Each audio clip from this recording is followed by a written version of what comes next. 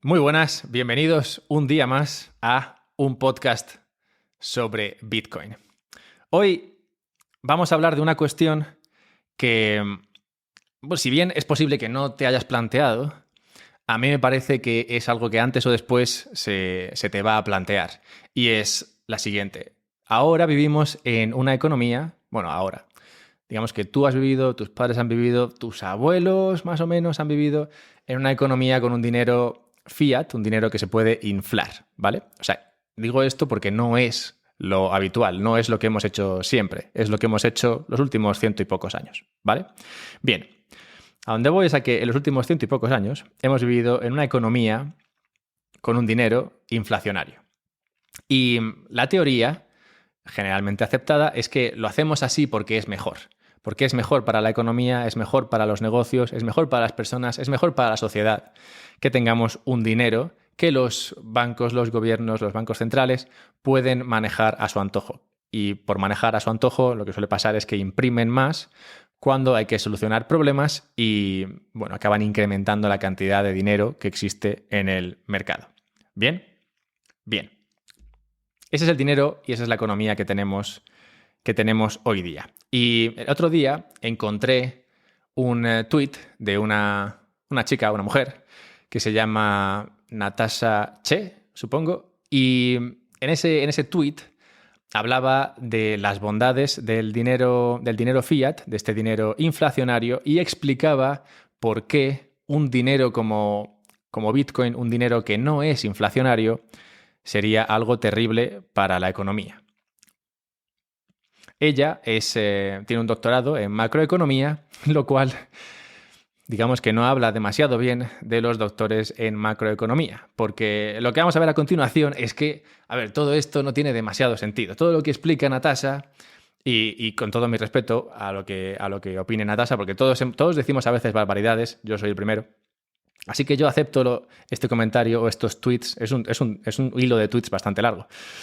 Yo acepto todo esto de parte de Natasha, pero he de decir que estoy en desacuerdo. Y el podcast de hoy va a consistir en ir punto por punto analizando lo que ella va comentando y, digamos, peleando el hecho de que una economía con un dinero deflacionario sí que sería bueno para la economía, para la sociedad, para todos.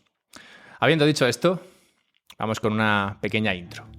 Y la intro es, como no podría ser de otra manera, que me sigáis en Twitter. Bueno, no hace falta que me sigáis, ¿vale? Pero sí que mola cuando me escribís, así que si me queréis escribir en Twitter, soy @alberto_mera y acepto cualquier tipo de comentario. Estoy muy abierto a las críticas. Gracias. También podéis encontrarme en Patreon, patreon.com/un podcast sobre Bitcoin, y la razón por la cual yo pongo lo de Patreon es porque es un sistema interesante para vosotros poder donar dinero y yo poder aceptarlo y así seguir creciendo esto gracias a las donaciones por vuestra parte. Otra forma de ayudarme y que es interesante es una que estoy explorando últimamente, que es hacer estos podcasts en directo en Twitch. Me he abierto una cuenta de Twitch, no sé, creo que nunca sabré pronunciarlo, y allí hago un par de sesiones en directo a la semana. Una de ellas, la de los jueves, es aquella en la que grabo el podcast. De hecho, este podcast lo estoy grabando en directo en Twitch ahora mismo. Así que todavía no, pero en un futuro también podréis ayudarme directamente en Twitch mientras estáis viendo ahí esto en vivo y luego podéis hacer preguntas y demás. No sé, me parece una forma interesante de conectar con vosotros y hacer y contestar preguntas. Así que seguidme en Twitch si queréis ver esto en directo, o lo podéis ver luego en diferido también. Esos vídeos en directo luego quedan ahí durante unos, creo que 10 o 15 días se pueden ver. Así que Patreon, me podéis ayudar ahí hoy.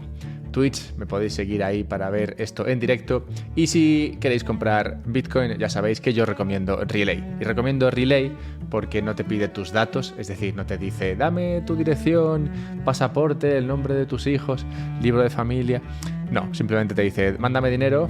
Tú le mandas dinero a una cuenta que está en Suiza y luego ellos te mandan Bitcoin a tu monedero y ya está.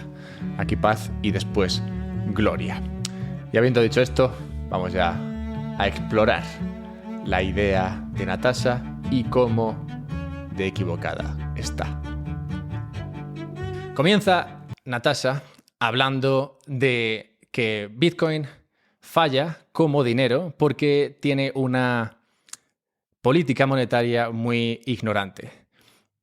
Mucha gente opina que el hecho, esto es lo que dice Natasha en su tweet, mucha gente opina que el imprimir dinero se carga la economía y la realidad es que no poder expandir esa cantidad de dinero destrozaría la economía y nos pondría a todos en la pobreza. Y a continuación explica por qué.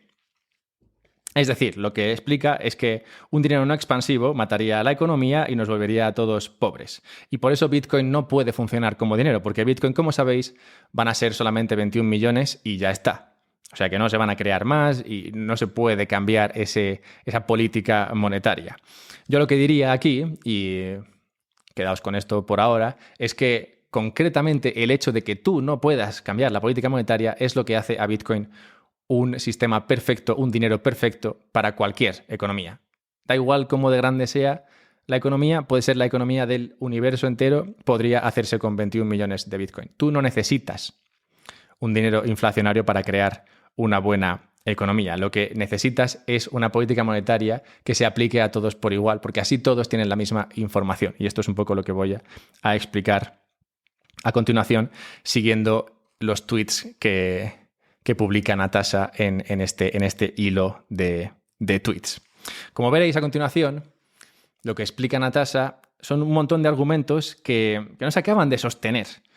Y de hecho, parece que solo aplican en la teoría. Es decir, cuando yo lo diga ahora, cuando yo traduzca las palabras de Natasha, lo escucharéis y diréis, joder, pues tiene sentido.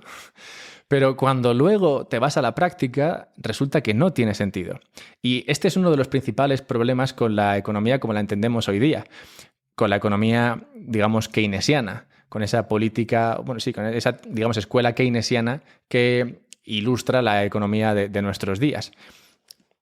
Esto es un poco lo que pasa, que en la teoría suena bien y parece que, bueno, pues tiene sentido, pero luego en la práctica no tiene verdad. Entonces, esta es un poco la razón por la cual vivimos hoy día con este tipo de economías y también la razón por la cual sería bueno cambiarlas, ya que el hecho de que en la práctica no funcione debería darnos pistas de que igual esto no es lo mejor que podemos hacer. De hecho, hay un libro muy famoso que se llama Sapiens, de Yuval Noah Harari, y eso es un libro muy famoso, con muy buenas cosas, muy buenas teorías, está muy bien contado, pero en un momento dado habla del problema del capitalismo y de cómo el capitalismo hay que tratar de avanzar más allá del capitalismo, y esto es la típica chorrada que es culpa de esta visión del capitalismo como economía keynesiana. Ya que el capitalismo no es el culpable de nada de esto. El culpable es el keynesianismo. Es decir, el capitalismo es bueno porque el capitalismo es lo que nos permite crecer y crear riqueza para todos. Si no puedes crear riqueza, la gente, digamos, que viviría mucho peor. Así que el capitalismo nos permite avanzar. Y es el keynesianismo el que crea una serie de problemas y es lo que deberíamos arreglar. Pero no el capitalismo. El capitalismo está genial. O sea, el capitalismo es lo que cualquier ser humano hace de serie, ¿sabes? Según nace, el ser humano es capitalista. Todo lo que no sea capitalismo obliga a oprimir al individuo para que haga otra cosa que no es lo que le saldría naturalmente. Pero bien, habiendo dicho todo esto, vamos ya a empezar con el hilo de Natasha. Como he dicho, empieza fuerte diciendo que Bitcoin falla como dinero y por culpa de su política monetaria. Y luego, bueno, empieza a usar un ejemplo de una economía en la cual hay un Twinkie. Y un Twinkie, o sea, toda la economía consiste en un Twinkie. No sé si no sabes lo que es un Twinkie, es como una especie de bollicao. Lo podríamos llamar bollicao aquí en España. Pero me gusta la palabra Twinkie, así que voy a seguir usando Twinkie. La economía consiste en un Twinkie que se vende por $1. ¿Vale? Alicia, que es una emprendedora que se dedica a hacer Twinkies, contrata a Bob para ayudarle a hacer Twinkies. Entonces, la compañía de Alicia, crea un Twinkie al año y lo vende a $1 y el salario de Bob es 0,5. Alicia se lleva $0,5. Bien. Continúa Natasha, ¿qué pasa cuando la productividad crece? Es decir, cuando la economía crece. Lo que ocurre es que si la economía crece y los precios y los salarios son estables, Alicia estará siempre motivada a encontrar mejores maneras para conseguir más Twinkies, es decir, para ser más productiva y conseguir con el mismo trabajo más Twinkies. Si consigue hacer 2 Twinkies en lugar de 1, entonces Alicia podrá vender 2 Twinkies, ganará $2, luego le pagará 0,5 a Bob y ella se meterá pues $1.50. O sea que Alicia, con ese crecimiento de la productividad, pues ha triunfado. Pero si el precio rápidamente cae según la productividad de los Twinkies se dobla, es decir, como ahora se pueden hacer más Twinkies, el precio del Twinkie cae y en lugar de venderse a $1 se vende a 0,5. Entonces Alicia, ahora ya después de todo ese rollo de conseguir incrementar la productividad, se queda igual, porque vende 2 Twinkies a 0,5 y se lleva $1 y le paga a Bob 0,5 y está como al principio. Entonces, con todo esto, ¿por qué Alicia se va a molestar en mejorar la productividad? Si al final va a seguir ganando lo mismo. Y este es el principal argumento que usa para hablar de por qué es imposible que una economía deflacionaria vaya acompañada a una economía expansiva. Es decir, cómo sería imposible que la deflación motivase la expansión de la economía. La expansión de la economía es esa parte en la cual Alicia olvidaría o no intentaría mejorar la productividad, porque como explica ella, claro, si mejora la productividad, entonces el precio del Twinkie cae y pues ¿para qué lo he hecho, ¿no? Si al final me estoy quedando igual. Bien, este es el principal argumento, y es que parece bastante lógico, como decía, porque tú lo estás escuchando, supongo, y en tu cabeza, imagino, si lo he contado bien, debería sonar más o menos lógico, pero falla en un pequeño detalle. El pequeño detalle es el siguiente. Ella estima que, bueno, claro, si hay deflación, entonces el precio del Twinkie va a bajar. O sea que habla de dinero y de Twinkies como si fuesen 2 cosas separadas, cuando en realidad son la misma cosa. La única razón por la cual el precio del Twinkie baja es porque hay más Twinkies. Y eso lo que hace es incrementar el poder adquisitivo del dinero. Si tú no metes más recursos a la economía, el precio del Twinkie no baja. O sea que está diciendo que en una economía deflacionaria tú no meterías más recursos a la economía. Pero es que si no metes más recursos a la economía, no tienes una economía deflacionaria. O sea, la única razón que lleva a que los recursos, a que los precios en una economía bajen, es que se están metiendo más recursos a esa economía. O sea que no puedes tener una cosa sin la otra. Y de hecho, como veremos dentro de un segundo, ella habla de esa caída del precio, como esa caída automática del precio, como si fuese horrible para Alicia, la que está produciendo Twinkies, cuando en realidad Alicia es la que va a provocar esa caída. ¿Por qué? Pues porque Alicia lo que va a hacer es, si tiene la capacidad de crear más Twinkies, lo que va a hacer es crear más Twinkies con el mismo coste y venderlos un poquito más baratos. En lugar de venderlos a $1, lo venderá a 0,9. Y así lo que hace es que saca del mercado a los demás vendedores de Twinkies, que siguen vendiendo Twinkies a $1. Y lo que intentará es seguir haciendo esto para cada vez sacarle más dinero al Twinkie.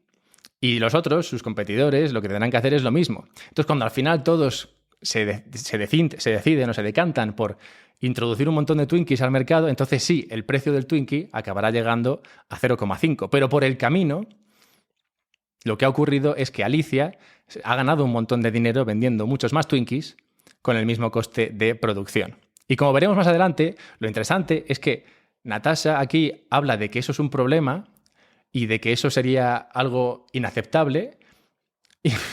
Y luego justo usa un ejemplo en el cual ocurre esto mismo, que esto es lo que ocurre en una economía normal.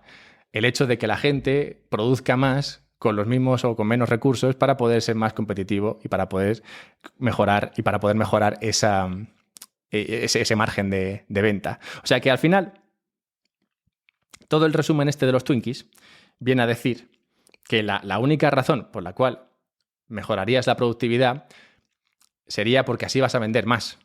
Aunque sepas que igual dentro de un año o 2 años, el tú haber producido más y el tú haber metido un menor margen, haber competido en precio con tus competidores, habrá hecho que el precio del Twinkie baje. Pero tú lo haces para seguir creciendo tu cuota de mercado y seguir avanzando. O sea que estás creciendo la economía a pesar de que, sí, el dinero es deflacionario. Y como veremos, esto es lo que ocurre hoy día, y lo explica ella misma, con las tecnologías, por ejemplo, con los productos tecnológicos.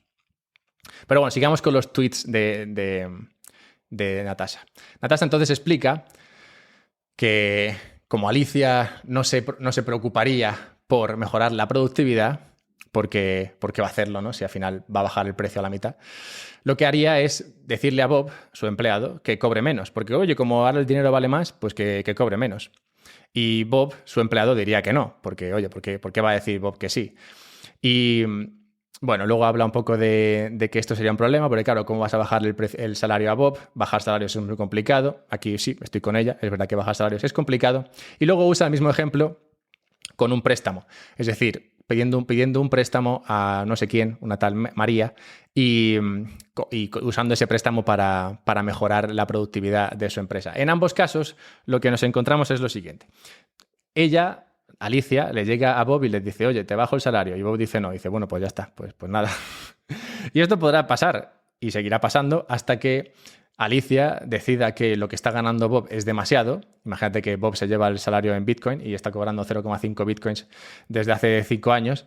Pues es posible que Natasha diga, oye, Bob, tío, te estás hinchando aquí a ganar dinero por hacer Twinkies y he encontrado a Juan que hace lo mismo por mucho menos. Y entonces contratará a Juan que hace lo mismo por mucho menos. Y ya está, y es lo normal. O sea, durante un tiempo Bob se habrá beneficiado de esa, digamos, ineficiencia del mercado y se habrá lucrado con ello, pero no quiere decir esto que tenga que lucrarse para siempre.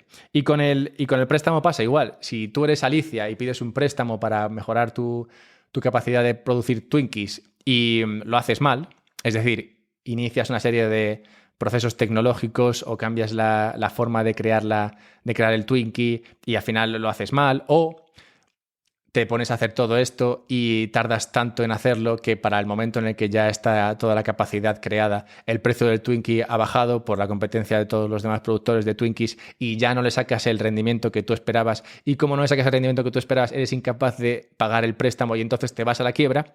Pues eso es lo normal. Alicia se iría a la quiebra, sí. Y no pasa nada, porque lo que ocurriría en ese momento es que lo que pasaría es que, vale, Alicia se iría a la quiebra. Probablemente un competidor suyo le compraría la producción de Twinkies y ese otro competidor pues ahora se quedaría un poco con la capacidad productiva de Alicia. Podría, no sé, subir, bajar el precio de los Twinkies en función de cómo pase todo esto, en función de si Alicia vende esa capacidad a un competidor o si simplemente la tira. Lo que pasará es que habrá más o menos Twinkies en la economía y eso pues afectará a su precio. También cosas como la demanda por parte de los comedores de Twinkies, que quién sabe si se mantiene igual. En cualquier caso, es algo normal y lógico y esperable que si alguien toma un préstamo para hacer algo y no lo hace o no sale bien o sus números no cuadran, pues se va a la quiebra y ya está. Y le pasa al mejor de nosotros. Así que, bien, Natasha, como digo, sigue con el tema de cómo esa bajada en los precios de los Twinkies al final se cargaría el negocio de Alicia y usa este negocio de Alicia como un símil de lo que sería la economía entera. Una economía en la que nadie produciría nada porque nadie lo haría, ya que como luego bajaría el dinero que están ganando porque el dinero es deflacionario, pues porque iban a hacer todo esto. Pero como he explicado antes, al final todo esto viene de una premisa errónea por la cual el precio de las cosas baja sin más. El precio de las cosas no baja sin más. Baja solamente si se incrementa la cantidad de cosas que hay en la economía. Y para que se incremente la cantidad de cosas que hay en la economía tienes que producir más. Para producir más tienes que consumir menos. Y así es como sube el precio, el valor, digamos, del dinero. Pero bueno. Bien, sigamos. Porque ahora usa algo que es muy gracioso. Después de lo de Bob y María, se mete a explicar por qué hemos visto deflación en el precio de productos como son los móviles, los ordenadores, esos productos tecnológicos. Porque concretamente ella dice, bueno, pero hay cosas que se están haciendo más baratas según avanza la tecnología. Por ejemplo, el precio de las televisiones, los ordenadores, los teléfonos. Y entonces dice, sí, esto pasa, pero pasa gradualmente. De modo que esto permite a las compañías que han invertido en tecnología el progresar, digamos, el avanzar primero y ganar esa cuota de mercado bajando el precio un poco y lucrarse de esa manera hasta que el producto se convierte en una commodity, una materia prima, digamos, y ya está, y ya no le sacas demasiado rendimiento. Además dice que nuevos productos y servicios se inventan cada día para recrear, digamos, la curva de precios y la productividad, el crecimiento de la productividad sería menor en algunas categorías que en otras. Total, en resumen, lo que está diciendo es, con los Twinkies el precio cae en picado. O sea, con los Twinkies, en el momento en el que alguien se pone a hacer más Twinkies, el precio del Twinkie parece ser que hay, no sé, el oráculo del país está al tanto de cuántos Twinkies hay y entonces inmediatamente en el momento en el que a Alicia o a quien sea se le ocurre mejorar la productividad del Twinkie, el precio cae y ya está. Y como el precio cae y ya está, se acabó, eso no es buena idea. Pero en la tecnología pasa otra cosa. En la tecnología lo que vemos es que efectivamente tu dinero compra más tecnología y mejor porque esto ocurre de manera gradual y entonces según se va mejorando la productividad y la tecnología para crear estas cosas, pues es lógico que los precios vayan bajando. Pero a ver, Natasha, mujer, si es lógico que esto pase con los productos tecnológicos, es lógico que pase con los Twinkies, con las mesas, con las patatas, con todo. O sea, no se aplica solamente a la tecnología porque es muy tecnológica. Lo que estás viendo concretamente es cómo, a pesar de lo inflacionario del dinero, hay sectores que son capaces de conseguir ser deflacionarios en sus productos porque eso es lo normal. O sea, lo normal en una economía es que según vamos avanzando, según vamos metiendo capital, según vamos haciéndonos mejores en producir, lo normal es que los precios caigan. Lo raro es que el único sitio donde los precios caigan sea en la tecnología, porque avanza tan rápido que sí, efectivamente, digamos, vence a los procesos inflacionistas que derivan de la impresión de dinero por parte de los gobiernos y aún así son deflacionarios. Deflacionarios gradualmente, como explica ella. Es que lo increíble de todo este hilo es que ella misma se da cuenta de que esto pasa, pero no es capaz de hilar, valga la redundancia, cómo es posible que esto ocurra en la tecnología y no ocurra en el resto de productos y servicios que se producen en una economía. O sea que es bastante surrealista que ella lo vea, pero no sea capaz de llegar a esa conclusión. Finalmente, cuando termina con el argumento de que la tecnología avanza gradualmente y por eso pues, la gente está dispuesta a invertir y a crecer a pesar de que es deflacionario ese sector, dice que estos productores, estos sectores tecnológicos, pues no sé, las empresas que Apple y otras empresas que hacen productos tecnológicos, invierten en una economía capitalista porque esa estabilidad de precios les da incentivos para invertir y para innovar. Y esos incentivos, cuando hay deflación, desaparecen. Eso es lo que dice. Pero en realidad esto no es lo que pasa. O sea, lo que pasa es, y esto es un poco lo que decía antes, de que la realidad, la teoría, digamos, no se corresponde con la práctica. Y es que ella está hablando de cómo lo normal es que los precios de las cosas suban, porque así incentivas a la gente a que siga produciendo y mejorando. Y en realidad no es eso lo que vemos. Lo que vemos es que según crece la productividad, el precio de las cosas baja. Y no es porque esa estabilidad de precios, es decir, no es porque $1 valga $1 que las empresas deciden producir más e innovar. Las empresas deciden producir más e innovar simplemente porque tienen incentivos a ganar dinero. Les da igual que sean euros, dólares o Bitcoin. Y además, cuando tú tienes una economía con inflación, esas señales que le dicen a los productores dónde invertir se rompen. ¿Cómo se rompen? Voy a hablar un poco de esto después, pero en una economía inflacionaria, tú estás dando señales a la gente, a los productores, que pueden no ser las adecuadas, porque si tú estás viendo que el precio de las casas, digamos, está subiendo y no está subiendo porque haya más demanda de casas, simplemente está subiendo porque hay inflación. Entonces, eso a ti lo que te está dando como productor es la señal de, oye, en las casas hay un buen negocio, ponte a crear casas, porque hay mucha demanda y está subiendo mucho, pues vete a hacer casas. Y en realidad, tú no deberías meterte a hacer casas. Igual, o sea, probablemente no es una cuestión de demanda de casas para vivir, sino que es una cuestión de demanda de casas para protegerte de esa inflación.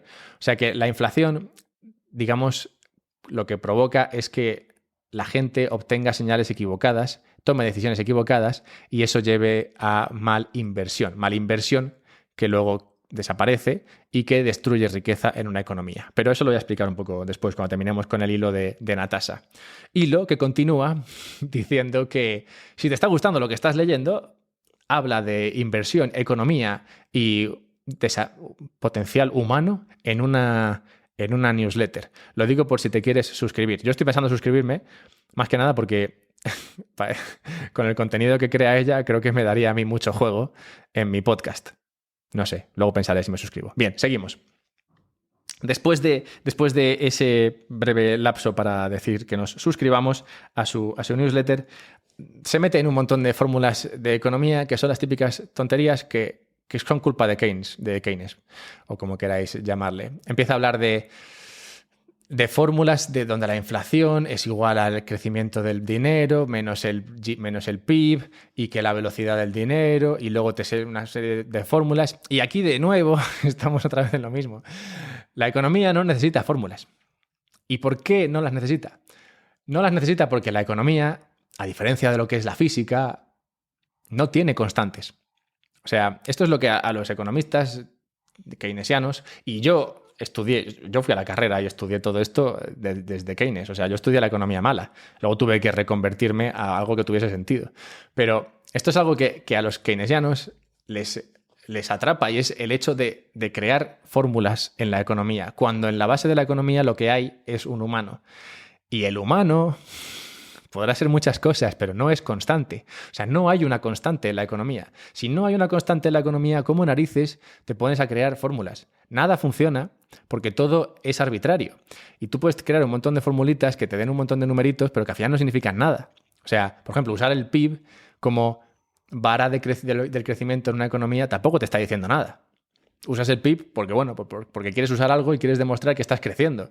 Pero en realidad tú podrías subir mucho el PIB si creas un montón de dinero de repente. ¿Y eso está creando riqueza? No está creando riqueza. Está creando billetes. Y esos billetes, pues sí, durante un año te compran un montón de cosas. ¡Oh, cómo se mueve la economía! ¡Qué caliente está! ¡Qué dinamismo! Pero en realidad no está creando riqueza.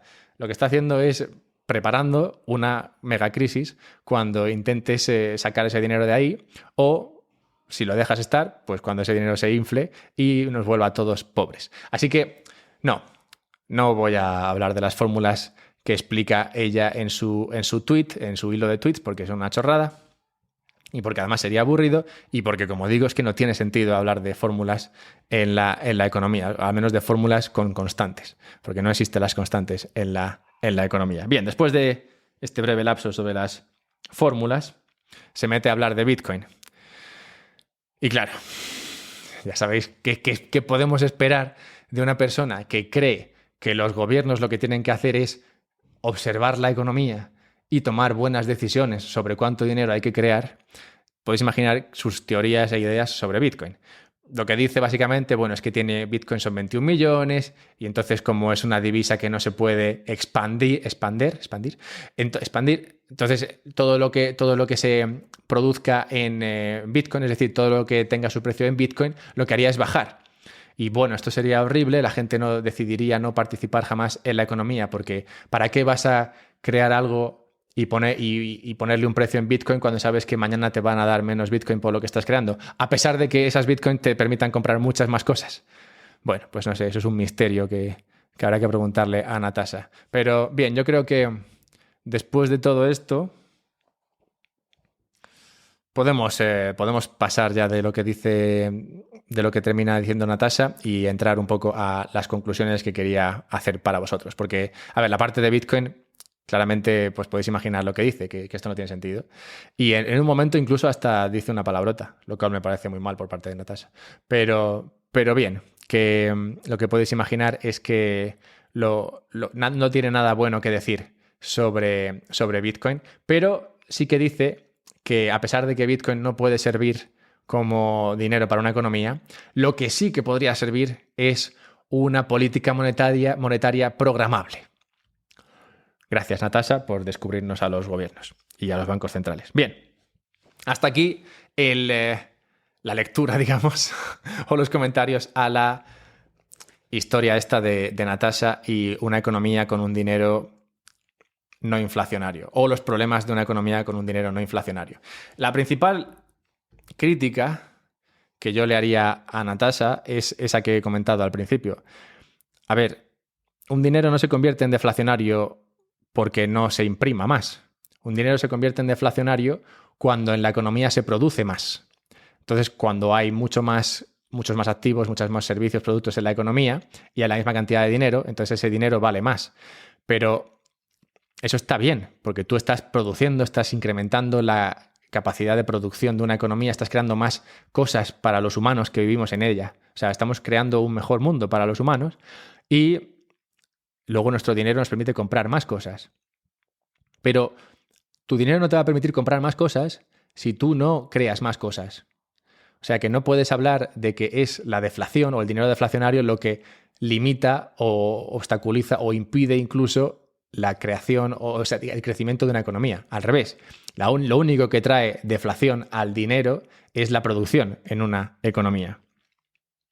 Eso es lo de los Twinkies, es la base de todo su argumento y es erróneo.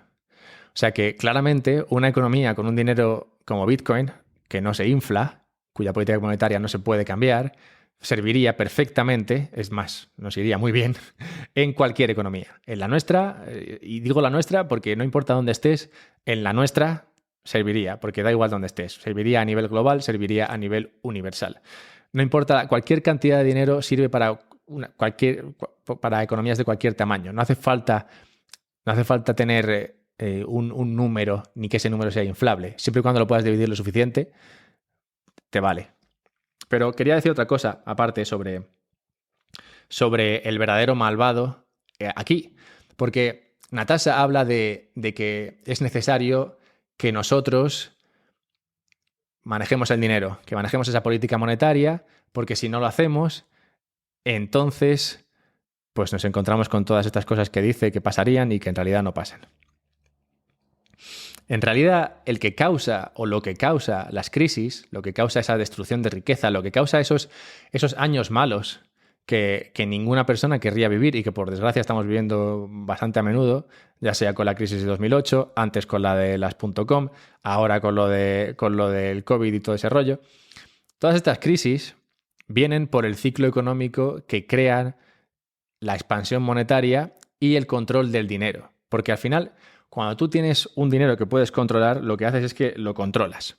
Y cuando lo controlas, mandas señales al mercado que son erróneas, como por ejemplo los tipos bajos y la impresión de dinero. Pero como con tipos bajos e impresión de dinero igual no lo entendéis, se me ha ocurrido un ejemplo bastante bueno que probablemente llegue más a... Bueno, no, yo creo que llega a todos los géneros. Bien, el ejemplo es el siguiente. Supongo que la gran mayoría de los que estamos escuchando esto, de los que estáis escuchando esto, habéis ido alguna vez a una discoteca.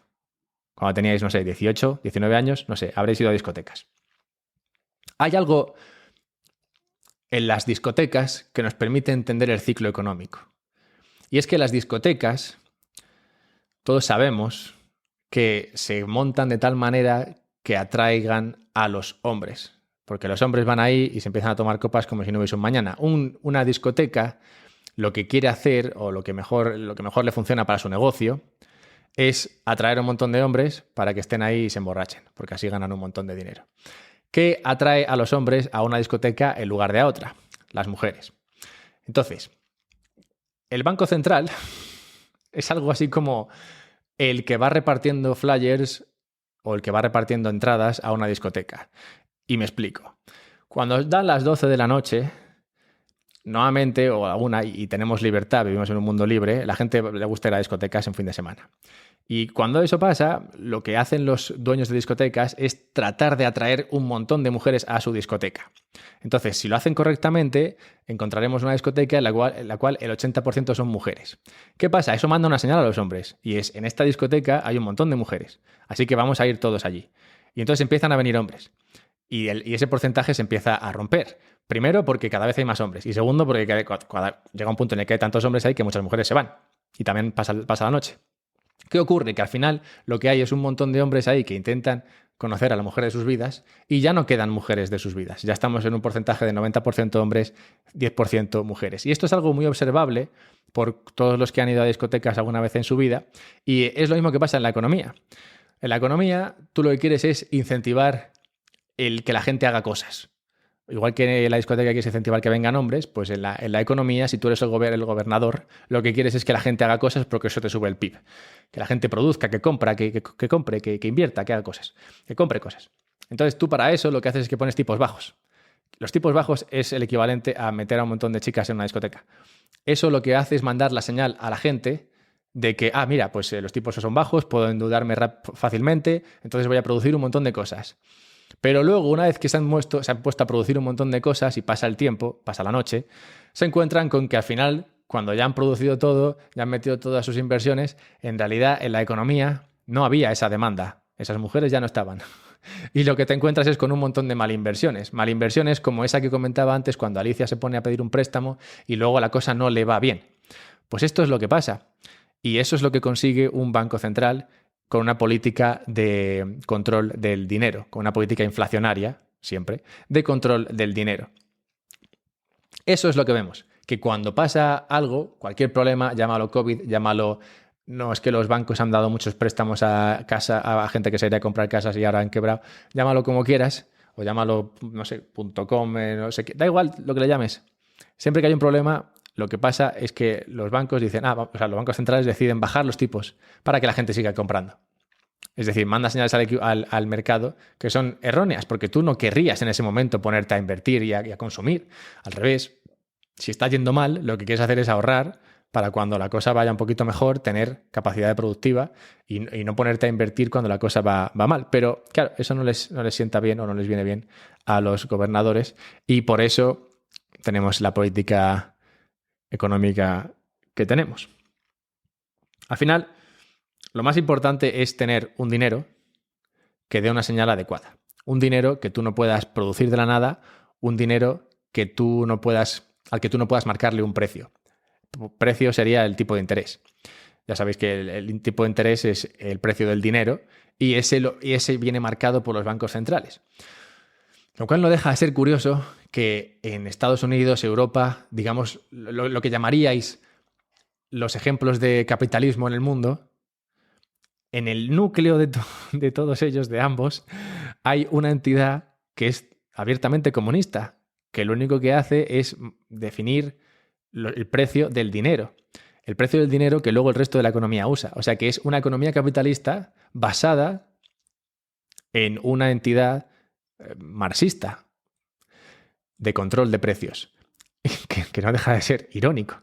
Y la razón por la cual digo siempre, y lo he dicho antes, que el problema no es el capitalismo, el problema es el keynesianismo, el problema es el control de la economía por parte de los gobiernos y bancos centrales. Si esto te ha convencido, dímelo en Twitter. Si no te ha convencido, también me lo puedes decir en Twitter. Me gusta en ambos casos. Puedes encontrarme por @alberto_mera. Si quieres ayudarme a seguir haciendo estos podcasts, puedes ayudarme a través de Patreon. Está el enlace en la descripción. Y si quieres comprar Bitcoin para empezar a salir un poco de este sistema, puedes hacerlo a través de Relay. Muchas gracias y nos vemos pronto.